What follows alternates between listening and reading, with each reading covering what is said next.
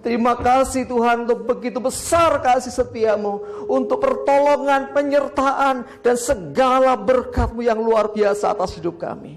Terima kasih Tuhan, kami bersyukur. Biarlah segala kemuliaan hanya bagi nama-Mu ya Tuhan. Dan pagi ini juga kami mau merenungkan firman Tuhan. Mari Roh Kudus urapi hamba-Mu, urapi kami semuanya Tuhan, sehingga kami bisa menangkap apa yang menjadi pesan Tuhan, apa yang menjadi isi hati Tuhan bagi kami. Terima kasih ya Tuhan, di dalam nama di atas segala nama, Tuhan Yesus Kristus. Menaikkan segala pujian, syukur, seruan dan doa kami. Haleluya, katakan sama-sama. Amin. Silakan kembali, silakan duduk. Shalom.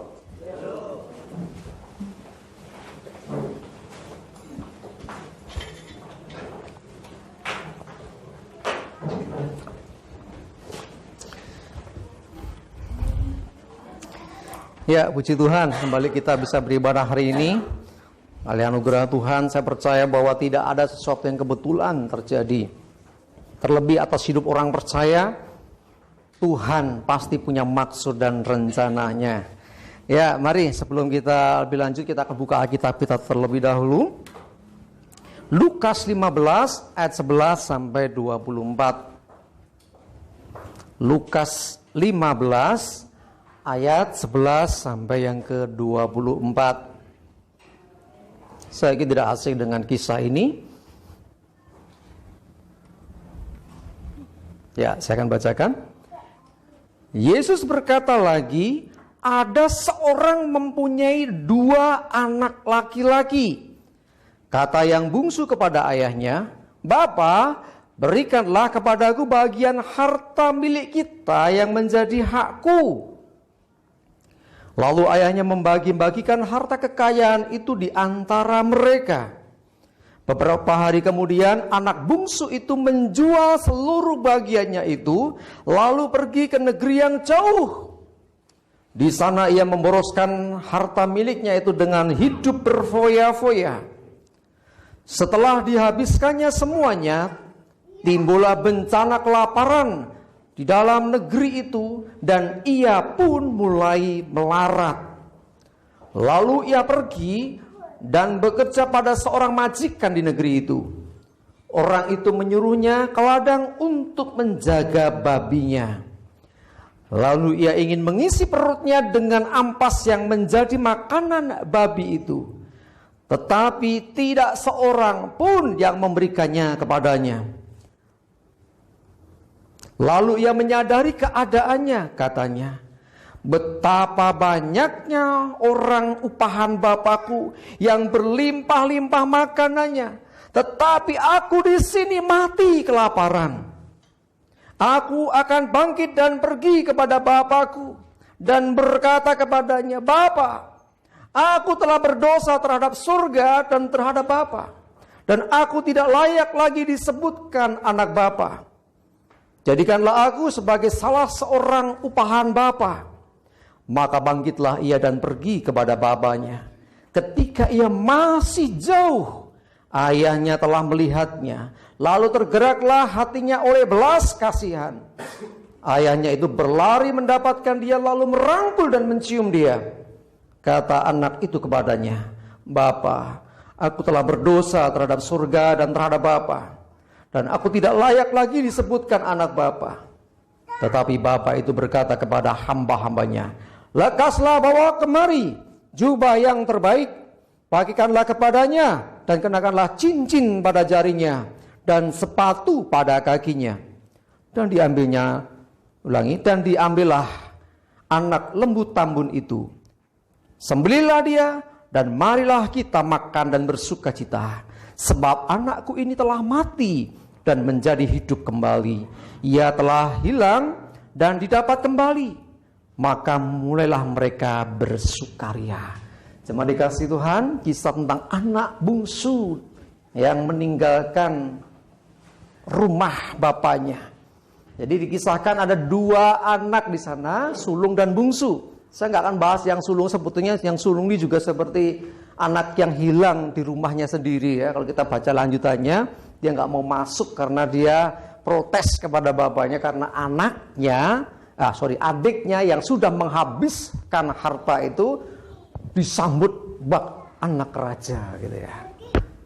Jemaat dikasih Tuhan, kisah ini memberikan gambaran yang luar biasa kepada kita. Gambaran anak bungsu itu gambaran kepada kita sesungguhnya bagaimana kita ketika hidup dalam dosa. Nuntutnya kita ini hak.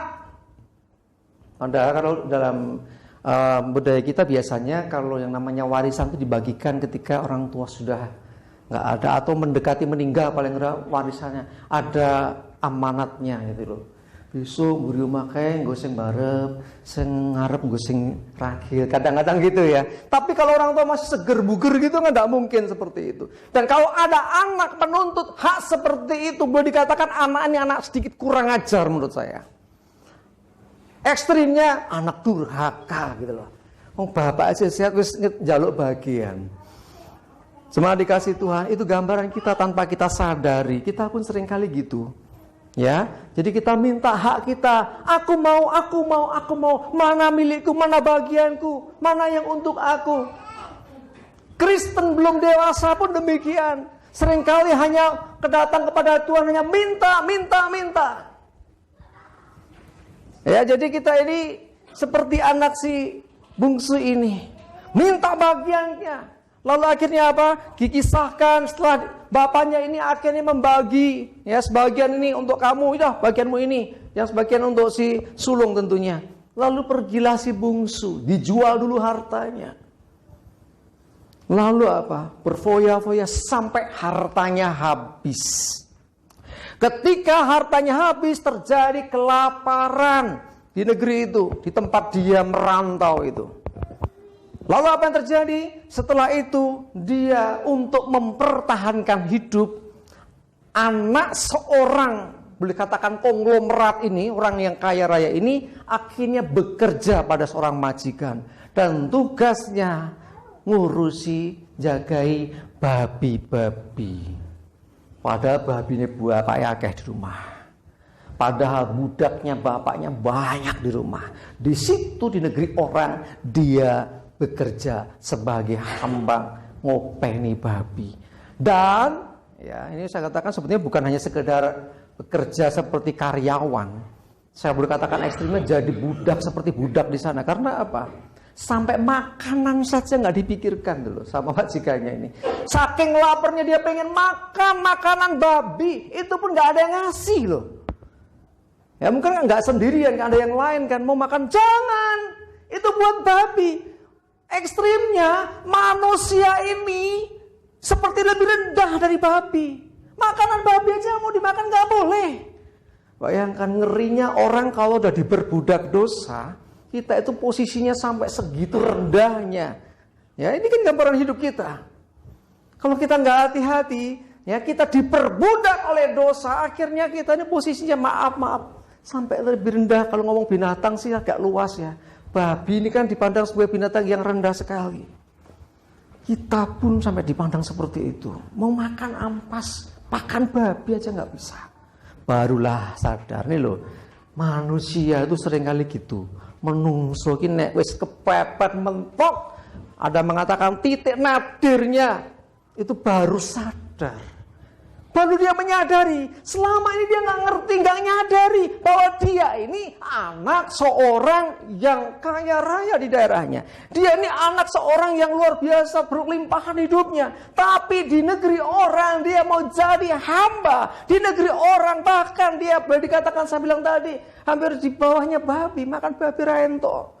Sampai seperti itu, setelah itu baru sadar, oh aku punya bapak. Di rumah bapakku makanan berlimpah-limpah, bahkan tuh hamba-hambanya bapakku tuh makan gak kurang. Dia ingat di rumahnya, wah semuanya serba ada. Lalu apa dia bilang? Aku akan pulang kepada bapakku. Ini orang yang akhirnya mengalami titik balik. Aku mau pulang. Aku mau membuat pengakuan dosa. Aku akan berkata kepada Bapakku, Bapak, aku sudah berdosa terhadap surga dan terhadap Bapak. Aku nggak layak lagi disebutkan sebagai anak Bapak. Jadikan aku menjadi salah seorang hamba-Mu saja, seperti yang lainnya. Karena ini kalau saya tambah sendiri nih, karena aku percaya di rumah Bapakku hambanya nggak ada yang kelaparan, di tempat sana kelaparan. Coba ini, kita punya Bapa yang luar biasa, Tuhan kita luar biasa, dan orang Kristen luar biasa, manggil Tuhan boleh manggil dia Bapa, luar biasa. Hubungan anak dengan Bapa ini harusnya menjadi hubungan yang sangat-sangat dekat. Bapa kita jelas pribadi yang sangat luar biasa. Bahkan kasihnya begitu besar. Apa yang dikatakan Tuhan Yesus melalui cerita ini menggambarkan bagaimana sesungguhnya kasih Bapa kepada anak-anaknya. Singkat cerita, si bungsu pulang. Masih jauh, kata firman Tuhan. Belum dekat. Si Bapa dah melihat dia dan lalu berlari menghampiri dia. Bisa dibayangkan, masih jauh sudah bisa mendeteksi itu anaknya. Bapaknya mungkin sudah tua juga. Dan saya belum menggambarkan bapak ini mungkin nanti juga kapan anakku pulang. Bapak mana sih yang ditinggal anaknya, nggak menanti-nantikan dia kembali. Inilah gambaran Bapa di surga terhadap anak-anaknya yang terhilang. Dia menantikan kapan anakku balik. Dia menantikan sehingga ketika dilihat anaknya masih jauh, dia berlari menghampiri dia. Saudaraku, ini si bungsu ini saya yakin pada waktu pulang dengan pada waktu berangkat berbeda. Kisah ini pernah ditampilkan dalam sebuah drama di Slogoimo. Masih ingat gak? Sakit banget. Ada yang makan singkong gitu loh. Siapa kemarin? Ya. Jadi akhirnya apa? Akhirnya bapaknya memeluk dia, merangkul, menciumi dia. Bayangkan, waktu anak ini berangkat, dia dengan segala kemewahannya, penampilannya mungkin keren sekali. Karena dompetnya tebal, kantongnya tebal, duitnya banyak. Waktu pulang gak punya apa-apa, mungkin bajunya aja udah compang-camping. Dan gak mandi entah berapa bulan. Baunya kayak apa gak kebayang deh. Coba sehari gak mandi. Saya yakin kita dah, ini kok bau apa ya gitu ya. Baru sehari ini berhari-hari saya yakin. Bapaknya gak peduli itu. Saking sayangnya Bapak. Dirangkul, dipeluk. Terus anaknya buat pengakuan, Bapak aku sudah berdosa terhadap Bapak. Aku sudah berdosa terhadap surga. Aku gak layak lagi. Bapaknya gak mengiyakan loh.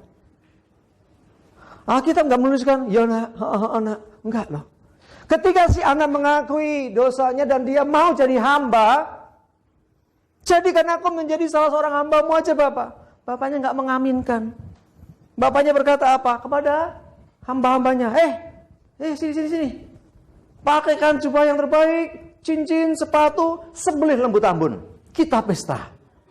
Artinya apa? Bapaknya sudah nggak mengingat lagi betapa banyak kesalahan si anak.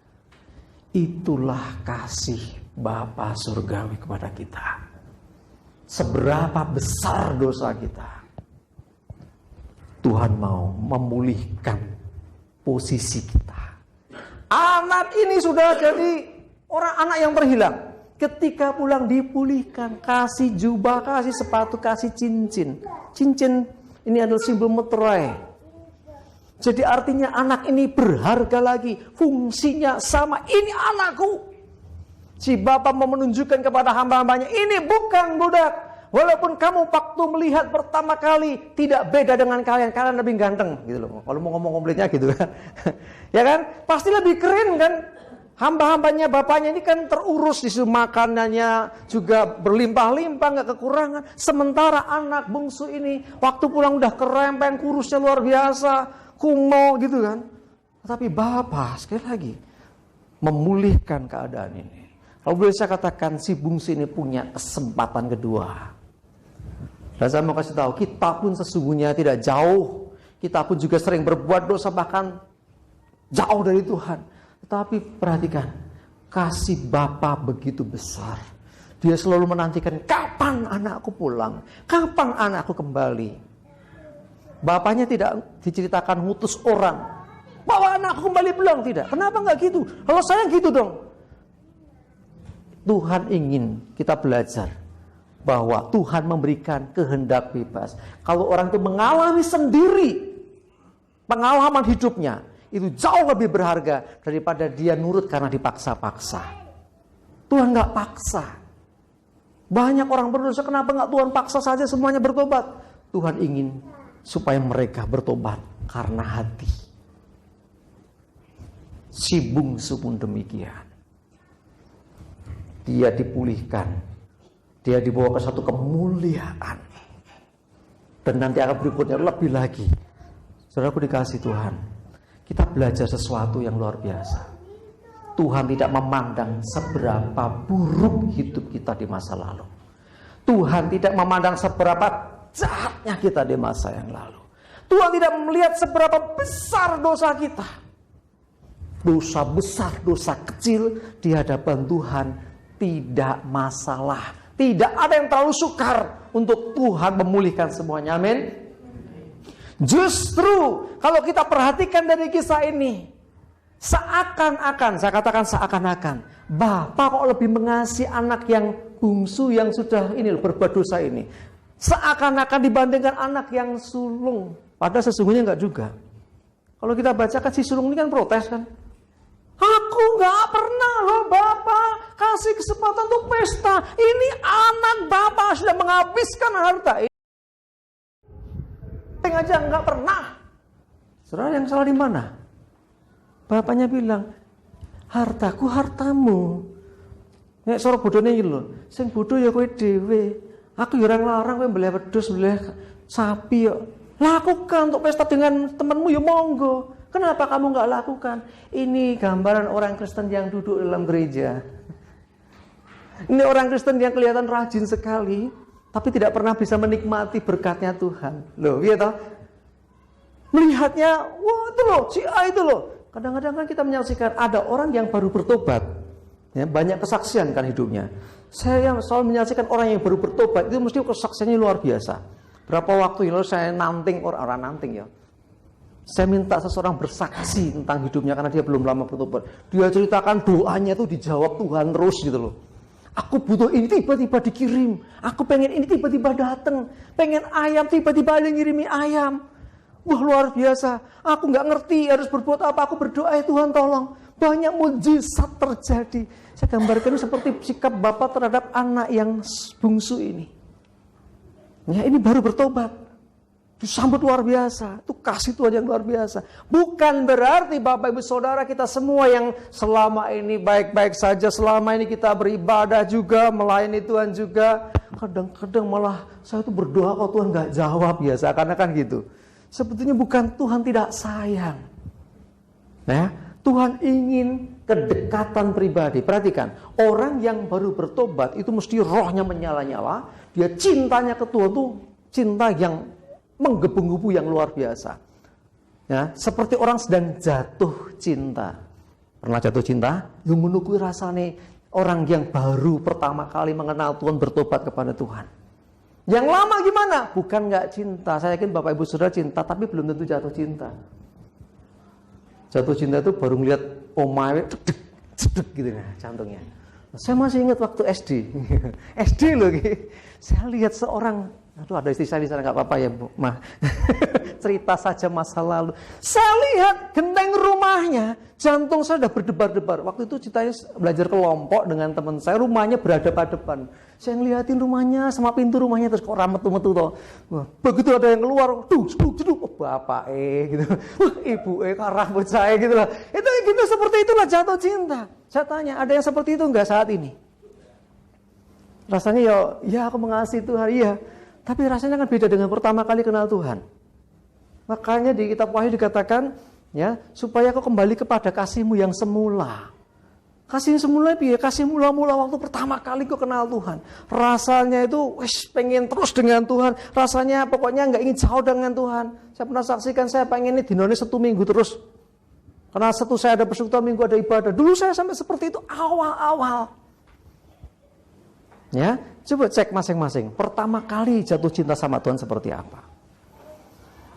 Lama-lama biasa kan? Anak sulung ini juga ada biasa. Bukan dia nggak sayang ke bapaknya. Saking biasanya dia melakukan aktivitasnya itu kayak rutinitas, pagi ke ladang, ngurusin segala macam, sore pulang begitu. Dan dia nggak menikmati akan hidupnya.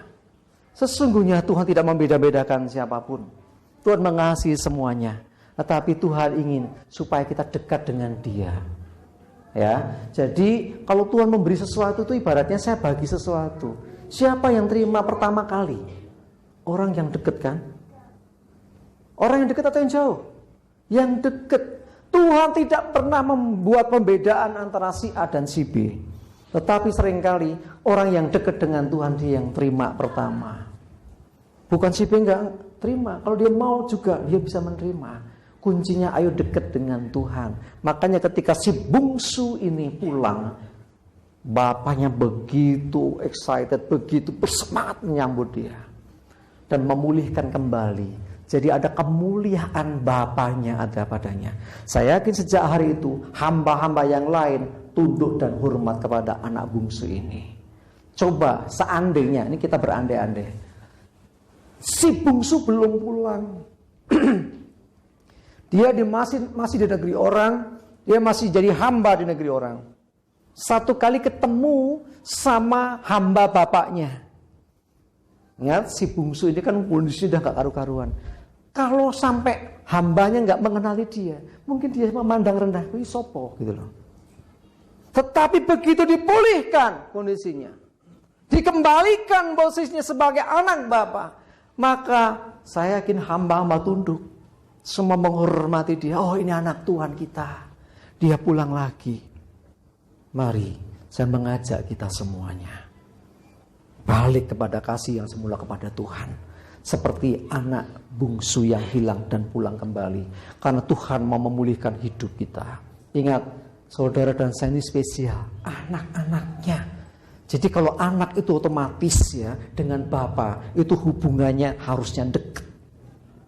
Inilah yang membuat Bapa begitu excited ketika melihat anak yang hilang ini, yang sudah sekian lama gak kelihatan ini. Pulang masih di jauh. Dan dia tidak peduli dengan kondisinya.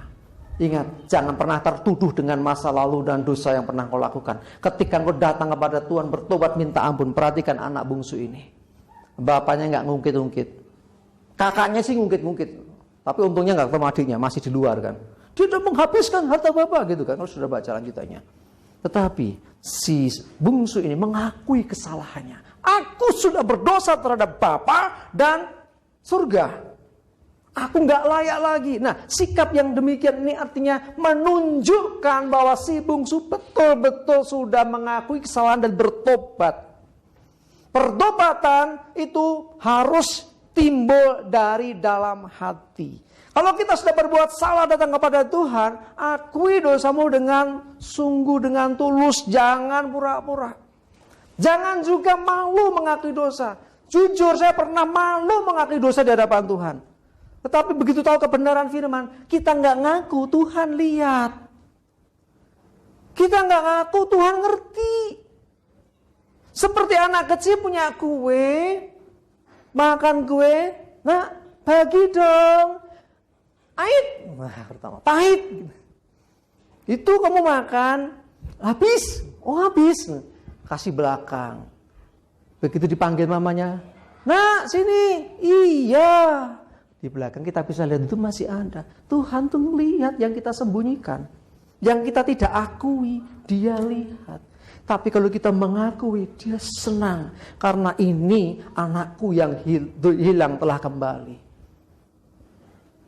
Kalau si bungsu pulang ke rumahnya, Pak, aku pulang Pak. Sorry Pak, entek kabeh duitnya Pak. Saya yakin bapaknya gak se-excited ini. Ya ampun anakku, kau yang hilang udah kembali pulang. Iya Pak. Aku minta baju baru, aku minta ini. Itu anak kurang ajar namanya. Justru ketika dia merendahkan diri, diangkat bapaknya, ditinggikan. Mari di hadapan Tuhan, kita tidak bisa pura-pura, jujur wis. Aku kalau kamu bisa salah, aduh Tuhan aku udah bikin salah, aku udah bikin dosa. Akui, apa salahmu? Dia aku jujur wae. Disebutkannya saya nggak pantas, masa aku mengakui. Nggak apa-apa. Ingat dia bapakmu kok. Dia Bapa yang baik, dia mendengarkan kita. Asalkan engkau menyadari mengakui itu dengan segenap hati. Engkau mengakuinya bukan sekedar, ya istilahnya pokoknya hari ini kau mengaku, aku ngaku. Enggak gitu. Tapi betul-betul dari hatimu disertai dengan pertobatan. Disertai dengan penyesalan yang amat sangat. Tuhan melihat itu sebagai ketulusan. Itu berkenan di hadapan Tuhan. Kalau mau hidup dalam perkenanan Tuhan, selalu terbuka di hadapan Tuhan. Ingat, kamu gak terbuka, Tuhan dah lihat. Apa yang kamu lakukan di mana tidak ada seorang pun yang melihatnya, Tuhan pun melihatnya. Apa yang kau lakukan di tempat yang tersembunyi sekalipun, Tuhan melihatnya. Di kantor ada dompet geledah, gak ada orang yang lihat.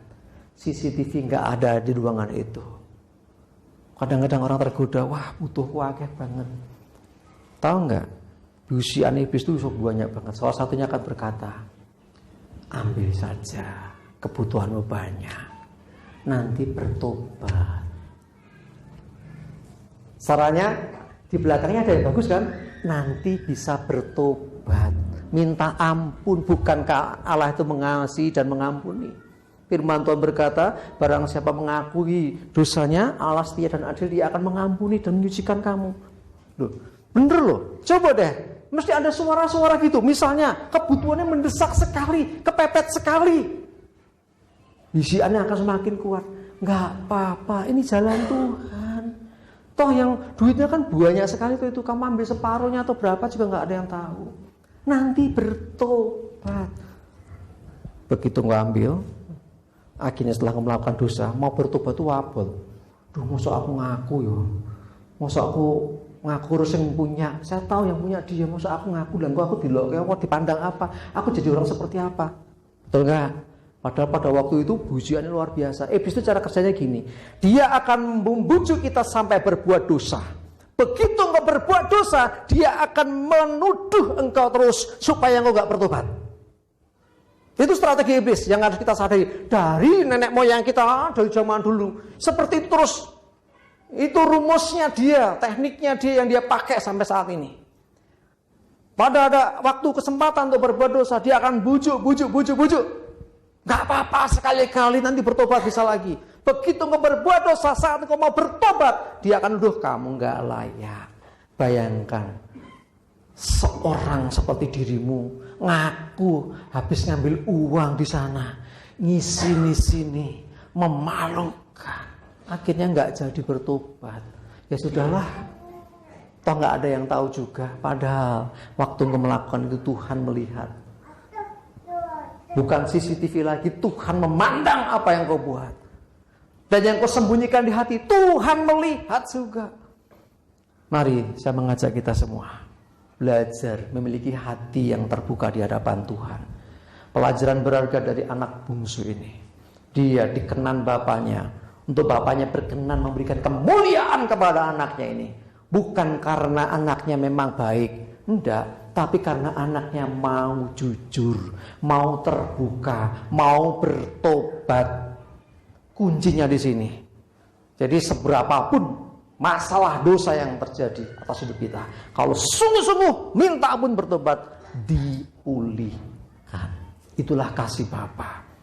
Dia merindukan anak-anaknya kembali kepadanya. Dia ingin memeluk anak-anaknya. Tak peduli seberapa baunya itu, seperti anak bungsu ini.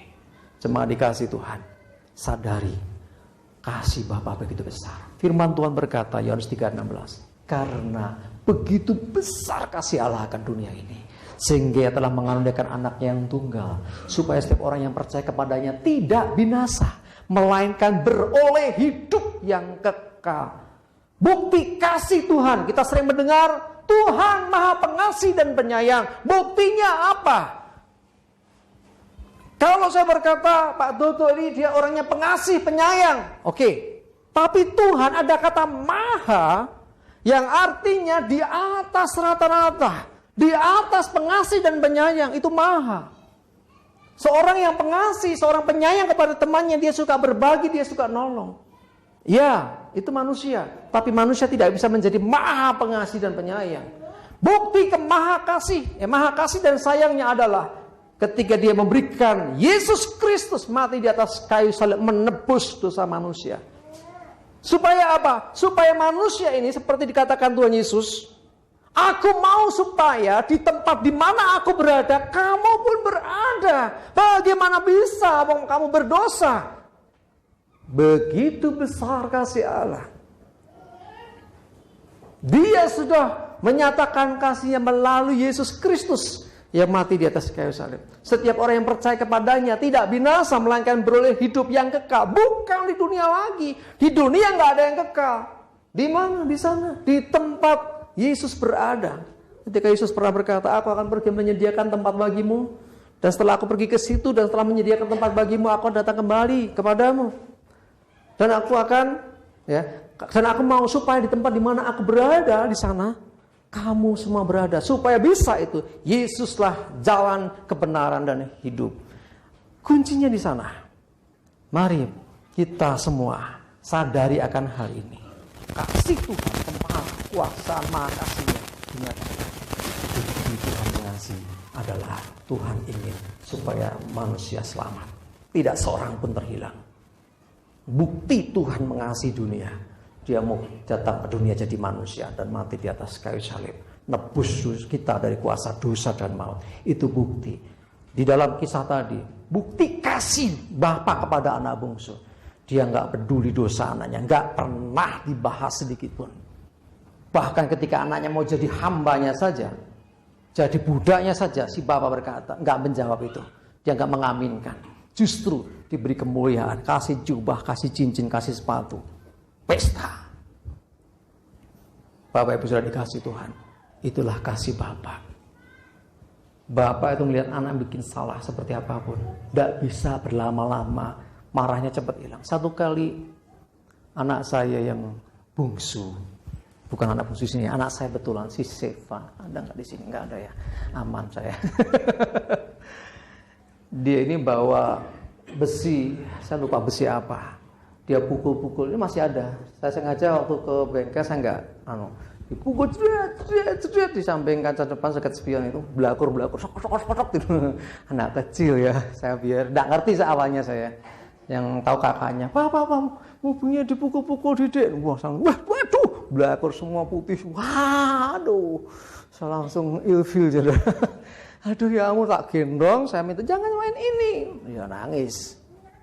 Tapi nggak bisa, saya harus kamu nggak bisa. Sekarang udah lupakan, maka tanda itu masih ada, tanda ya ini tanda kasihku ke anakku. Saya belum walaupun pernah saya ngechat ke mobil itu nggak saya singgung juga, masih ada bekasnya. Nggak bisa, Bapak di surga pun gitu. Kue mau nyelke sama Tuhan, bandel kayak apa? Es bertobat sungguh-sungguh. Tapi ingat, Allah tidak dapat dipermainkan. Firman Tuhan berkata, apa yang ditabur dituai. Perbuatan kita ini akan membawa dampak. Artinya pasti perbuatan itu ada akibatnya. Jangan main-main. Ya saya ingin nanti bertobat lagi. Sudah dikasih Tuhan. Pertama nggak semudah itu. Yang kedua, engkau mau bertobat tapi kalau pertobatan pura-pura. Tuhan ngerti kok. Tuhan tahu mana pertobatan yang sungguh dengan pertobatan yang hanya pura-pura di bibir saja. Ya, kita mengatakan ampuni aku Tuhan, aku udah salah, tapi besok ulang lagi, ampuni Tuhan, besok ulang lagi dengan kesalahan yang sama. Tuhan ngerti itu semua. Karena itu jangan main-main dengan Tuhan, karena Tuhan pun serius dalam hal ini. Karena urusan dosa itu Tuhan sampai mati di atas kayu salib loh. Itu kan bukti yang luar biasa. Yesus mati di atas kayu salib itu karena keseriusan Tuhan ingin menyelamatkan manusia. Karena itu jangan main-main dengan dosa. Justru kalau demikian, yang menang iblis. Ya, tidak mesti kalau orang sudah ke gereja, orang sudah beribadah masih masuk surga, belum juga. Ya, sekali lagi kuncinya hati kita dengan Tuhan. Saya tidak akan panjang lebar. Intinya saya mengajak kita, ayo kembali kepada Tuhan lebih sungguh lagi, kembali kepada kasih yang semula. Bagaimana kita mengasihi Tuhan dengan luar biasa di masa yang lalu. Pulih kembali sekarang, memiliki kerinduan yang Tuhan yang luar biasa, memiliki kerinduan yang amat sangat kepada Dia. Seperti anak bungsu yang pulang. Tuhan mau memulihkan hidup kita. Tuhan akan mengembalikan kita. Engkau anak-anakku. Dan jangan pernah engkau memandang salah paham dengan Tuhan. Di Alkitab banyak contoh orang yang salah paham dengan Tuhan. Seperti anak sulung pun salah paham dengan bapaknya. Menganggap bapaknya nggak adil, menganggap bapaknya ini lebih sayang ke adiknya. Tetapi bapaknya menjelaskan, enggak. Sama. Engkau saat ini bersama-sama dengan aku. Mari kita saat ini juga sama. Di hadapan Tuhan tidak ada perbedaan. Dan ingat, Tuhan tidak pernah mengungkit dosa. Tapi Tuhan justru mengampuni kita dari dosa-dosa kita. Amin. Kita tundukkan kepala sama-sama. Terima kasih Tuhan. Kami boleh belajar dari kisah anak bungsu yang meninggalkan bapaknya, yang menghabiskan harta, dan pada akhirnya pulang sebagai orang yang tidak memiliki apa-apa, dalam kondisi yang sangat-sangat menyedihkan. Kami belajar bagaimana begitu besar kasih Bapa terhadap anak-anak. Bapa itu merangkul, memeluk anaknya dan memulihkan keadaannya. Kami percaya demikianlah kasih-Mu ya Bapa kepada kami semua anak-anak-Mu. Kalau ada di antara kami mungkin seperti anak bungsu yang meninggalkan jalan Tuhan, biarlah hari ini ketika kami kembali Tuhan, Engkau memeluk kami, membawa kami. Mungkin ada di antara saudara kami justru belum kembali pulang. Ini doa kami Tuhan, supaya mereka kembali pulang, kembali kepada kasih Bapa. Karena kami tahu Bapa, Engkau tidak pernah mengungkit dosa masa lalu. Engkau tidak pernah mengungkit kesalahan-kesalahan yang pernah terjadi. Sebaliknya, Engkau memulihkan keadaan orang yang mau sungguh-sungguh kembali kepadamu. Engkau memberikan kemuliaan kepada anak-anak-Mu. Terima kasih ya Tuhan. Menyerahkan hidup kami, bahwa kami terus senantiasa dari kemuliaan kepada kemuliaan di dalam kasih Tuhan. Bahwa kami senantiasa hidup dalam perkenanan Tuhan. Jadikan kami orang-orang yang menyenangkan hati-Mu ya Tuhan. Terima kasih ya Tuhan, kami sungguh mengucap syukur, menyerahkan seluruh hidup kami dalam anugerah-Mu. Terima kasih Bapa.